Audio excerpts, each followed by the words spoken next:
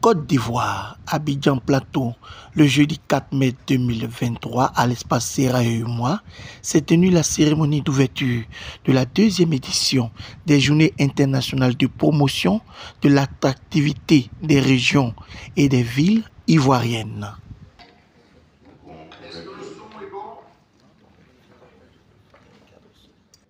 Quel est l'intérêt pour la Chambre de commerce de s'associer à cet événement?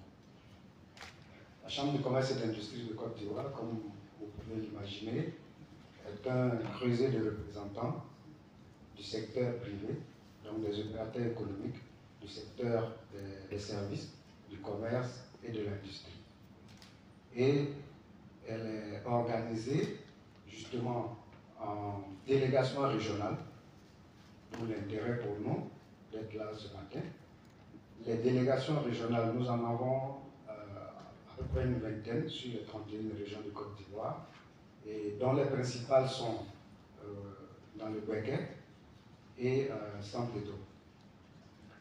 Je le dis parce que ce qu'on fait au niveau de la Chambre de commerce, c'est un appui, certes, à la promotion des entreprises, mais également des entreprises locales, d'où l'intérêt du thème, qui est la promotion de l'attractivité vis-à-vis des régions et des villes de l'intérieur du pays. Et justement, nous avons entrepris depuis environ 7 ans d'organiser dans les régions des activités économiques, des journées économiques que nous organisons chaque année de façon tournante dans les différentes régions. Et cette année, enfin l'année dernière, 2022, nous avons organisé déjà les journées économiques de San Pedro, ensuite les journées économiques du Béguet. Mais auparavant, on a organisé les journées du manioc à Boisseau, les journées de la mangue et autres choses, et autres fruits à Congo, donc dans la région du Togo, etc., etc. Donc, c'est vraiment pour ces intérêts. Et vous savez aussi que la Chambre de commerce est un incubateur au niveau de la mise en relation entre investisseurs extérieurs et opérateurs économiques nationaux. Donc nous organisons à cet effet des voyages d'affaires, mais souvent on a également aussi des partenariats avec des fonds d'investissement qui financent justement les activités de collectivités locales. Alors, je suis Aruna Daou, je suis consultant en développement économique des territoires. J'accompagne notamment l'Assemblée des régions industrielles de Côte d'Ivoire, RDCI, depuis sa création en 2014. C'est pour que les régions en Côte d'Ivoire sont des entités territoriales dans leur forme en tant que collectivité très jeune, puisqu'elles datent de 2013-2014. Elles ont donc à peine une dizaine d'années, c'est très jeune comme entité. Donc l'idée c'était depuis le départ de les accompagner pour non seulement leur permettre de se structurer de façon convenable, mais aussi de pouvoir donc mettre en avant tout ce qui est potentialité sur les différents territoires de façon différentielle, parce que l'idée, l'attractivité, c'est pour ça que ce forum est important, c'est de dire que chacun des territoires a quelque chose qui lui est propre, qui lui est spécifique.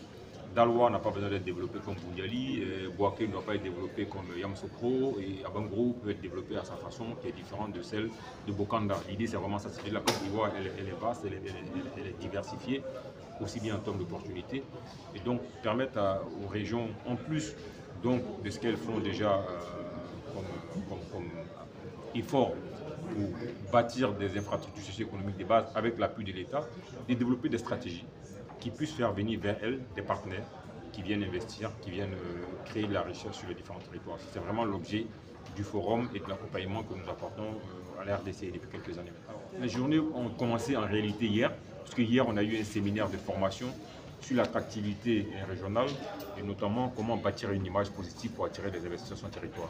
Ce séminaire a eu lieu à la Chambre de commerce et il a été animé par 3 experts internationaux pour partager donc leur vision et les stratégies des outils avec nos élus et les techniciens des collectivités pour leur permettre de s'approprier non seulement ces techniques-là, mais aussi de les appliquer pour créer du développement économique. Nous sommes à la 2e édition, donc nous avons les États-Unis qui sont en train de parler actuellement, nous avons eu la Haute-France, la Belgique, l'ambassadrice de la Suisse également, Et puis on a des Burkinabés qui sont là.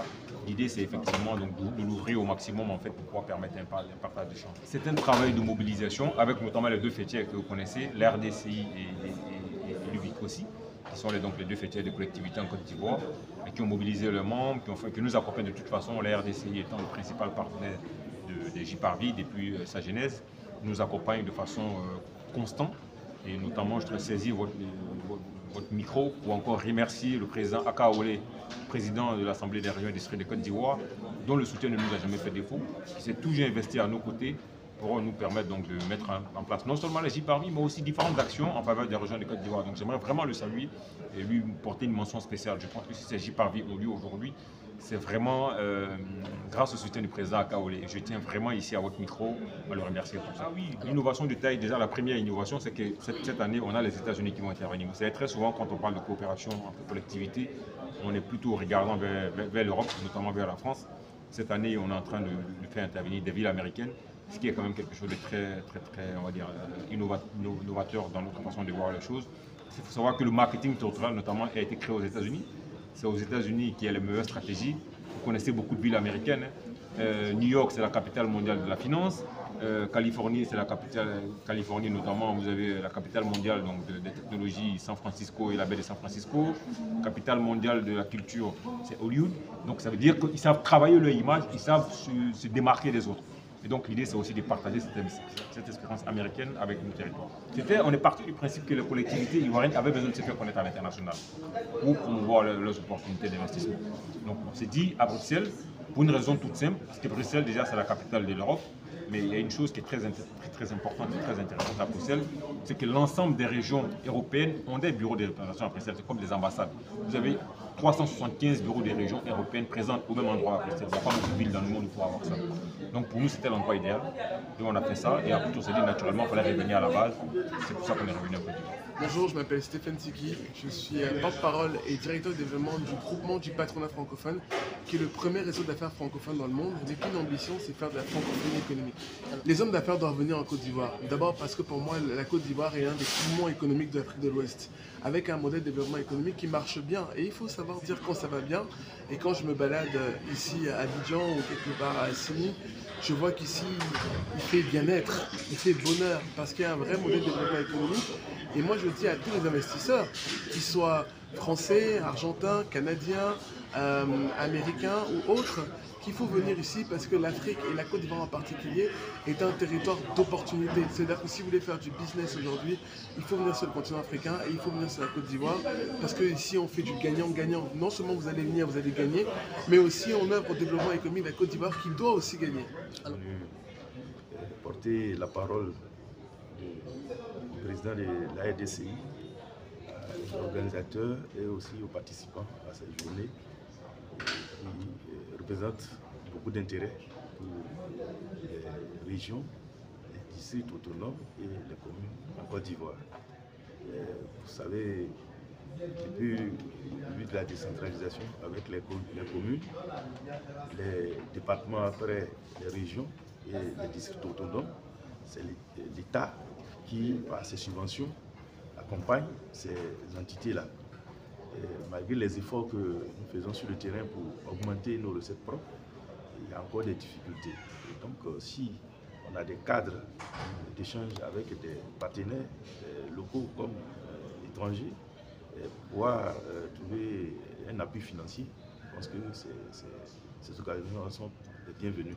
Et c'est pourquoi le président de la RDCI, qui a soutenu cette initiative depuis son début jusqu'à sa deuxième édition, m'a chargé de venir traduire sa joie et son soutien aux initiateurs de ces JParvi.